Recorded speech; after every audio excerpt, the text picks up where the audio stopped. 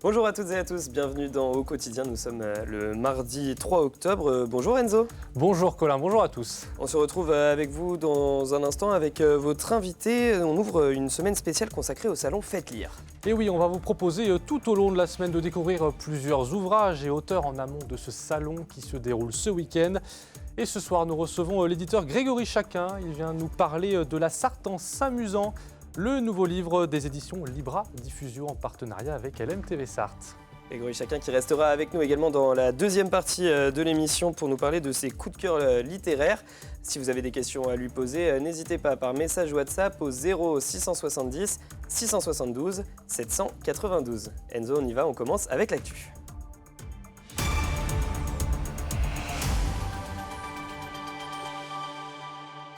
Et au sommaire, des professeurs d'un lycée agricole en grève. Et oui, c'était à Bret-les-Pins. Ils se mobilisaient ce matin pour obtenir le recrutement de 3 collègues. Quelques heures après, leur revendication a été acceptée. Il fait son apparition dans le monde des prix littéraires. Le prix Antoine de Saint-Exupéry a été remis pour la première fois ce lundi à l'auteur Jean-Paul Delfino dans le cadre du salon Faites Lire. Et justement, notre invité le connaît bien, ce salon. Et oui, puisque les éditions Libra Diffusio y seront présentes et Grégory Chaquin, l'éditeur justement de ces éditions, sera présent et il nous présentera notamment ce livre, La Sarthe en s'amusant. Et on commence ce journal Enzo avec les professeurs du lycée agricole André Provost à Bret-les-Pins qui sont en grève. Oui, et leur mobilisation aura été de courte durée ce mardi matin puisqu'ils ont été entendus. Ils revendiquaient le recrutement de 3 professeurs dont les postes étaient vacants, Anthony Piton et Alexandre Ferrer.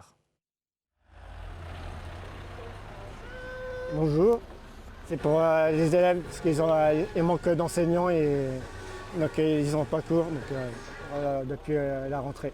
D'accord, ok. Merci beaucoup. Bon courage. Dans ce lycée agricole, 95% des professeurs sont en grève. La raison, depuis la rentrée, 3 enseignants manquent à l'appel. Les collègues ont été recrutés mais ne peuvent pas venir devant les élèves parce qu'ils n'ont pas de contrat. Certaines classes ont 30% de leurs cours en moins depuis un mois. C'est aberrant alors que les collègues sont là, sont chez eux à attendre leur contrat. Quelques instants après, les grévistes sont entendus par les services de l'éducation nationale. Et la situation se débloque. Le ministère vient de confirmer que les derniers contrats a été validés au niveau national aujourd'hui même. Donc en théorie, les agents vont pouvoir très rapidement prendre leurs fonctions. Avant la grève, cela faisait pourtant 3 semaines que le syndicat faisait pression. On a eu finalement en quelques heures des résultats qu'on espérait avant d'en arriver jusqu'à faire cette manifestation et ce piquet de grève ici au lycée. Restent les conséquences pour les élèves et leur programme scolaire. 30% du temps sans professeur depuis bientôt 4 semaines. Ces 200 heures, forcément, elles seront quand même quelque part. On ne pourra pas rattraper 200 heures. Donc voilà, ce qui est déplorable. Quand vous voyez certaines classes pour qui il manquait 3 enseignants. La grève est donc levée. Les manifestants pourront accueillir leurs nouveaux collègues dans les prochains jours. Et eux aussi sont en grève, les AESH ou accompagnants des élèves en situation de handicap. Oui, ils se sont réunis au Mans ce mardi dans le cadre d'une journée de mobilisation nationale. Le but, échanger à propos de leurs conditions de travail. Ce que revendique l'intersyndicale, c'est la reconnaissance du métier d'AESH avec un statut de la fonction publique de l'État, car leur emploi est actuellement précaire. Un nouveau statut est en passe d'être créé et mélange les fonctions d'AESH et de surveillant. Mais tout ceci risquerait de nuire aux élèves en situation de handicap. On écoute Katia Brunet, déléguée syndicale des AESH du second degré. Le principal intéressé qui va effectivement subir toutes les conséquences de cette mauvaise gestion des AESH, ce manque de reconnaissance, cette précarité, ce mal-être des AESH, c'est l'élève en situation de handicap, qui n'a pas toujours sa notification de respecter, qui n'a pas la qualité en face de gens formés, bien dans leur peau parce que de bonnes conditions de travail et parce qu'il faut savoir que les AESH aiment ce qu'elles font, mais elles n'en peuvent plus de cette précarité. Et maintenant, on va parler d'un homme qui a été blessé par balle au Mans. Les faits se sont déroulés avenue de la Libération dans la nuit de dimanche à lundi vers 21h. D'après nos confrères de Ouest France, un homme aurait été blessé par balle à la jambe. On ne sait pas encore le mobile de cette agression. Plusieurs personnes ont été interpellées. Au Mans, il s'agit de la 2e agression par arme à feu dans ces quartiers réputés plutôt tranquilles. Le 19 septembre dernier, d'autres coups de feu avaient retenti dans le quartier Chasse-Royale. Et puis Alliance Vision, c'est désormais terminé. Depuis le 28 septembre, le centre médical Caludre-Rollin a fermé ses portes. Un mot a été affiché sur la devanture. Une issue qui ne surprend pas. Depuis le 21 août, le centre était déconventionné par la caisse primaire d'assurance maladie en raison de fraudes réalisées par l'ensemble du groupe Alliance Vision. Le centre ferme donc après 3 ans d'exercice. Il avait ouvert en mars 2020. Une bonne nouvelle à présent, et cette bonne nouvelle, c'est pour les joueuses du Mans FC. Et oui, Colin, l'équipe féminine qui joue en 2e division va rencontrer l'Olympique de Marseille. Et ce match se jouera au stade Marie-Marvin le 15 octobre. La dernière fois que les joueuses de Damien Boligny avaient évolué dans le grand stade, elles s'étaient imposées devant plus de 6000 spectateurs. La billetterie ouvre ce mercredi et les places seront en vente au tarif unique de 5 €. Et désormais, Enzo, on ouvre une page culture dans ce journal avec le premier prix Antoine de Saint-Exupéry remis ce lundi soir. C'était dans le cadre de la soirée de lancement de Faites lire, le salon du livre du Mans, qui n'en finit pas de grandir d'année en année. Pour la première fois, justement, un auteur a été récompensé par le prix Antoine de Saint-Exupéry. 50 livres étaient en compétition pour cette récompense, parrainée notamment par Daniel Pénac. Ce petit bandeau rouge pourrait bien être le début d'un succès littéraire pour Jean-Paul Delfino. Et je penserai à vous, à toutes les pages. À 59 ans, l'écrivain originaire d'Aix-en-Provence a remporté le premier prix Saint-Exupéry pour son livre Guyane. Je souhaite une très très longue vie à ce prix, donc voilà, j'ai envie de me cacher sous la table, j'ai envie de pleurer, et j'ai envie d'appeler ma mère, voilà, comme Saint-Exupéry. Ça raconte l'histoire de trois personnes cabossées par la vie, qui sont de milieux sociaux très différents et qui vont essayer de trouver une rédemption et une résurrection en découvrant la Guyane, et donc essayer de voir depuis l'intérieur, mais par des yeux candides. Ce sont 3 personnes qui viennent du continent français, la 3e c'est un Brésilien, et qui vont découvrir, comme moi j'ai découvert pour la première fois la Guyane. Donc essayer de montrer toutes les beautés et les absurdités de cette terre qui n'en finit plus de souffrir depuis qu'elle est française. Un univers qui a séduit le jury, présidé par Daniel Pénac, et un premier prix au nom célèbre qui a, semble-t-il, tout pour devenir une récompense incontournable de la rentrée littéraire. Je pense que c'est un prix qui va vraiment soutenir et porter loin ce livre, en tout cas jusqu'aux ventes de Noël. Ça va devenir le cadeau de Noël rêvé, parce que ce nom de Saint-Exupéry est synonyme de rêve, de voyage, d'aventure, tout ce qu'incarne ce livre. Et je pense qu'il y a une vraie adéquation entre le prix Antoine de Saint-Exupéry et Guyane de Jean-Paul Delfino. Ce dernier sera d'ailleurs à retrouver lors du salon Faites lire, samedi 7 et dimanche 8 octobre, où il dédicacera son livre sur le stand de la librairie Tuard.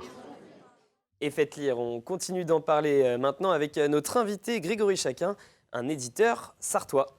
Bonjour Grégory Chaquin. Bonjour Enzo. Vous serez présent au salon du livre Faites lire avec les éditions Libra Diffusio, justement, pour présenter notamment le petit dernier de votre collection, La Sarthe en s'amusant. Ouais.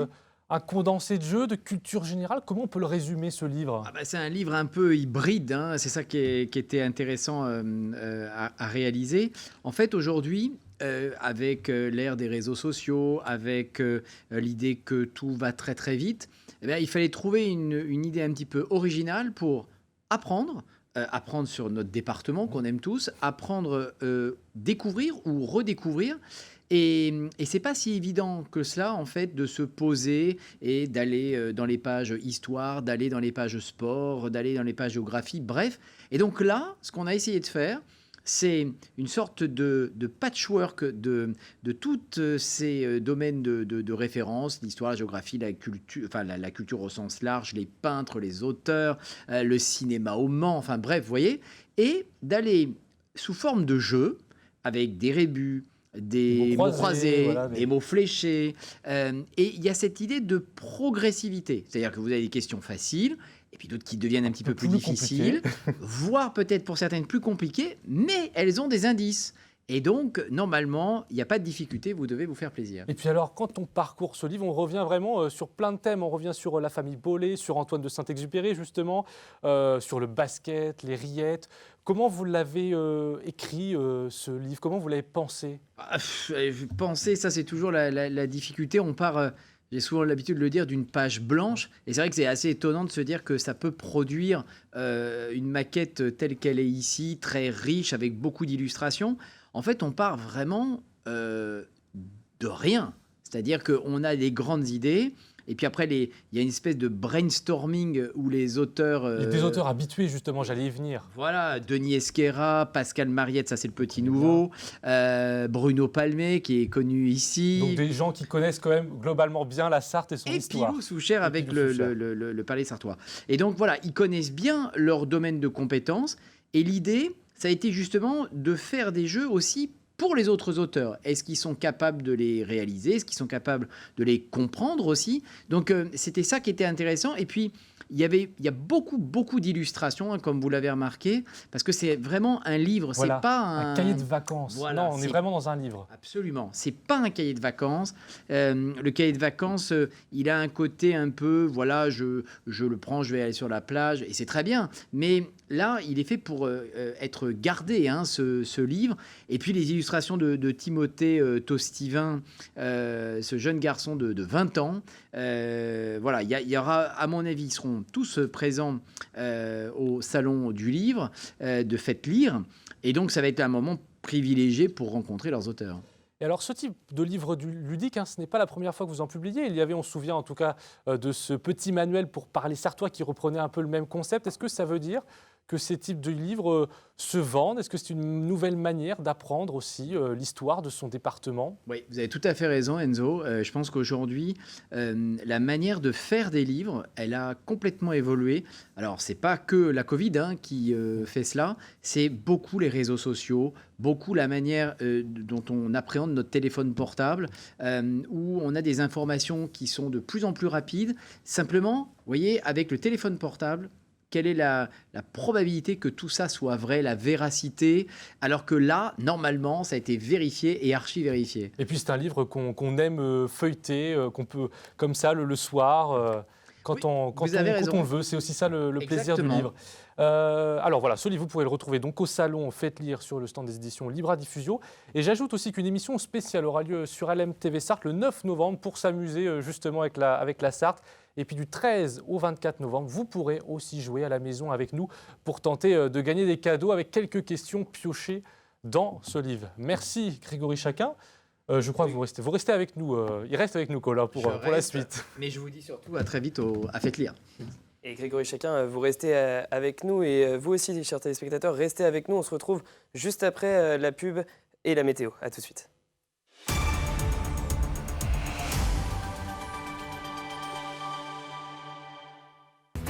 Votre programme avec la charcuterie Côme, engagé avec 40 éleveurs indépendants dans le développement du territoire.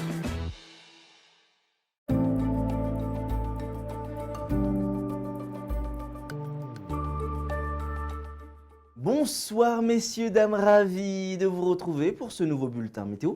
Denis Delcourt pour vous accompagner sur LMTV Sarthe avec globalement une belle soirée en perspective sur l'ensemble du territoire. Après le passage de cette petite perturbation, on va retrouver un ciel beaucoup plus dégagé au cours de ces prochaines heures. Des températures qui évolueront entre 13 et 16 degrés, 13 degrés pour Alençon, encore pour Laval, 14 à Mamers, 15 degrés pour la Ferté-Bernard, Vendôme, Blois ou encore à Tours, idem du côté de Saint-Calais, comptez 16 degrés pour la Flèche. Pour la journée de mercredi, de belles éclaircies dès les premières heures de la matinée, mais attention, couvrez-vous bien les amis, regardez les températures au petit matin, entre 5 et 9 degrés. Pull, écharpe et manteau, de rigueur en tout cas pour les plus frileux d'entre vous. 5 degrés pour Mamers, 6 pour Alençon ou encore pour Sille-Guillaume. Comptez 7 degrés pour la Flèche, Blois ou encore à Tours. 8 degrés du côté de Lussau ou encore pour Saint-Calais. 9 degrés pour Pont-Valin, Malicorne ainsi que pour Angers. La suite de votre journée s'annonce plutôt agréable encore une fois avec de belles éclaircies sur l'ensemble du territoire. Les températures qui évolueront entre 17 et 20 degrés. 17 degrés du côté de Mortagne-au-Perche, 18 pour Mamers ou encore Sille-Guillaume, 20 degrés au Mans ou encore du côté de Pont-Valin. Pour la journée de jeudi, vous voyez, on prend les mêmes et on recommence avec toujours un beau ciel bleu, tout au long de la journée, de belles éclaircies et les températures qui resteront plutôt stationnaires. Entre 19 et 21 degrés, on sera un poil au-dessus des normales de saison, sans trop d'excès non plus, avec 19 degrés pour Alençon, 20 degrés au Mans, 21 pour Saint-Calais ou encore pour la Flèche, idem du côté de Tours. Et pour la journée de vendredi, cette fois-ci, les températures seront largement au-dessus des normales de saison, des températures dignes d'un mois de juillet, avec un week-end qui s'annonce plutôt estival. On affinera tout ça lors d'un prochain bulletin météo. En attendant, les amis, passez une très bonne soirée.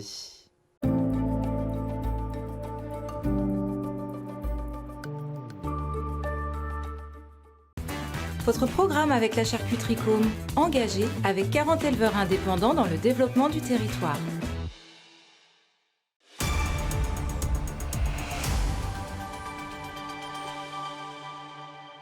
Bienvenue dans la suite. Dans quelques instants, nous retrouverons notre invité Grégory Chacun pour parler littérature. Mais avant ça, on va faire un petit point sur la qualité de l'air, comme tous les jours, avec notre partenaire RPI de la Loire.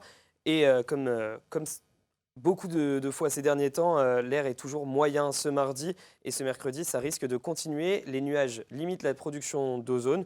Donc l'air n'est pas mauvais, mais il n'est pas bon non plus. Enzo, maintenant je vous retrouve tout de suite avec notre invité. Et oui, et on retrouve justement Grégory Chacun. Merci d'être avec nous. Vous êtes éditeur chez Libra Diffusio. Ce week-end, pour les Manceaux, les Mancelles, les Sartois qui le savent, c'est le Salon du Livre. Faites lire le 7 et 8 octobre.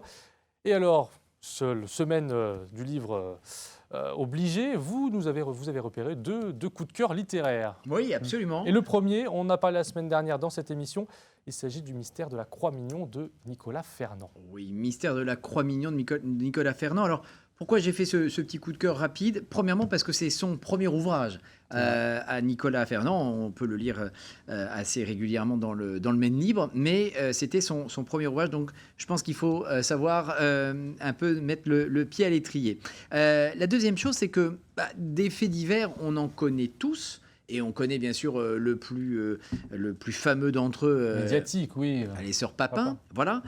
Sauf que celui-ci, c'est pas du tout comme les Sœurs Papin, c'est-à-dire un fait divers sur un problème sociétal ou domestique, mais c'est beaucoup plus crapuleux. Et c'est ça qui est intéressant. Il a réussi, en allant sur place, à vraiment avoir les derniers témoignages des derniers survivants, bien sûr.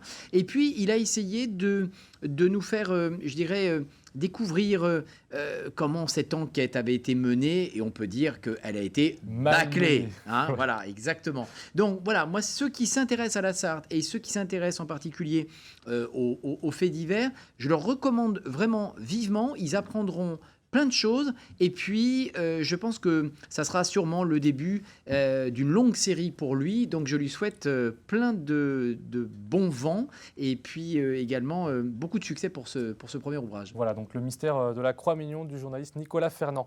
Alors cette fois-ci, votre deuxième coup de cœur, c'est un livre tout à fait différent, parce que là c'est la revue 303, une revue à l'échelle régionale, qui consacre un numéro au Faubourg du Mans, et avec ce livre on comprend un peu mieux pourquoi la ville du Mans est ce qu'elle est aujourd'hui finalement. Ah oui, alors moi j'aurais une question à vous deux à vous poser.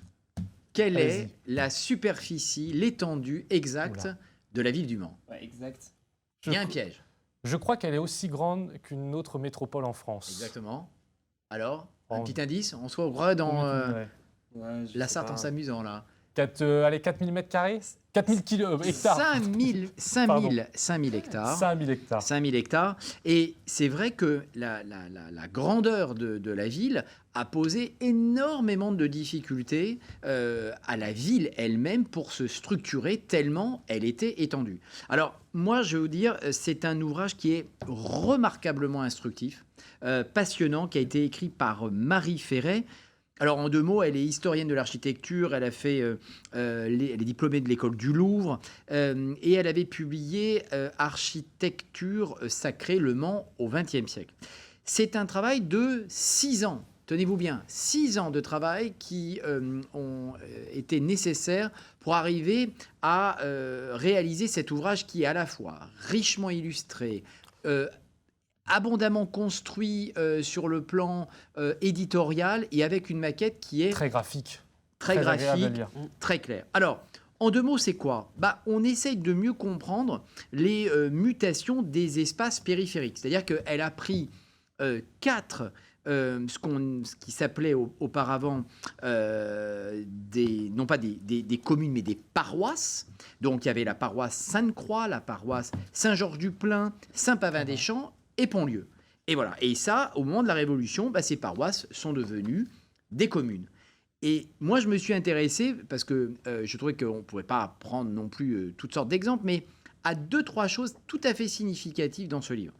C'est qu'en fait, vers les années 1810, ce que nous dit Marie Ferret, c'est que les très riches patrons locaux, manceaux, eh bien, ils quittent la ville.